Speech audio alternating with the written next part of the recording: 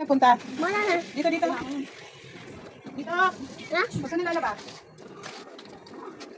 May andog.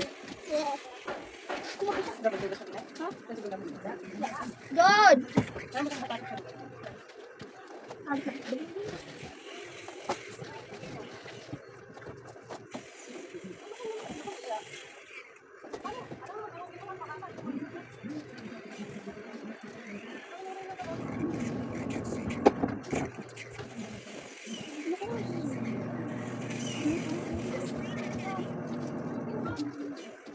Tabi-tabi dyan.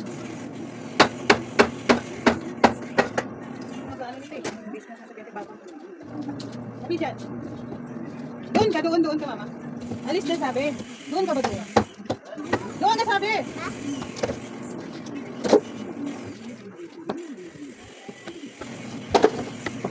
Doon ka din doon. Pahinga po ako ng konti ngayon kasi matatapos ko lang po maglaba. Madami ko pong labahan ipapakita ko po sa inyo. Yung ito naman po itiyo na. Tuyo na po ito. Tutupi ko na po yan mamaya. Habang tulog pa po yung maliit ko, magtutupi po muna ako ng mga labahan ko. Maaga pa ako nagsimula kanina. Ay, hindi naman maaga. Mga 8 siguro ako nagsisimula na maglaba. Kaso lang, putol-putol lang kasi yung laba ko kasi gawa ng may maliit pa po akong bata. Kaya, tingnan mo yung buko, hindi pantay yung pagkakulay. Kinulayan ng asawa ko, hindi pantay. Yan, hindi ko pantay yung pagkakulay ng buko. Ulitin pa ko na yung kulay na buko. Ay, sana ba yung pagkakulay? Yun doon yung pagkakulay ko ng buko na nilagay ko lang po doon. Yan po, yung kulay niya. So, titingnan niyo po yung labahan ko doon sa labas. Ang dami ko po. Tapos na po talaga ako. Pahinga lang konti. Ito yan po, mga labahan ko po. Ang dami ko po labahan. Yan po. Hindi ko na po napakita sa iyo yung naglaba po ako. Gawa ng nagmamadali po ako. Ang makulit po yung maliit ko.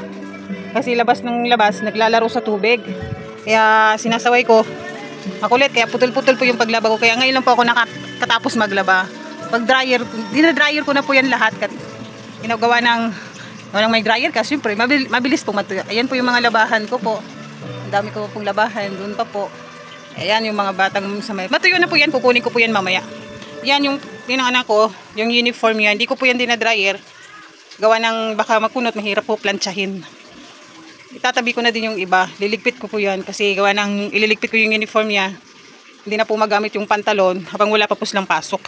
Kapag papatahi po ako ng pantalon niya sa school. Yan na po yung mga labahan ko po. Diyan ko na po nalagay kasi puno na po yung sampayan ko sa labas. Yan, puno na po yan dyan. Yan. O, dito lang po ako naglalaba.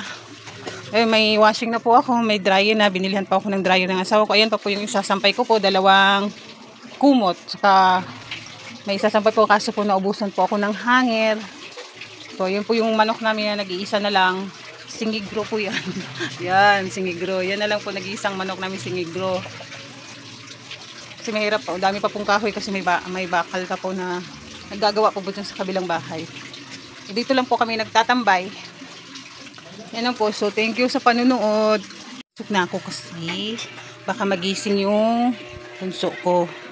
At habang tulog pa po, magtutupi po ako ng damit na natuyo na kanina. Kasi maaga. Kaya sabi ko nga, maaga po akong naglaba. Nagsimula kayo ng mga 8:30 na yata. Magna-9. Ganun po. Mamadali lang po ako nagbabanlaw. Para maisampay ko po. Kasi kunti lang po talaga yung hanger ko. Pag natuyo na po yung mga maliliit, yung ginamit ko naman yung ibang hanger doon sa ibang damit. Yun lang po at maraming salamat.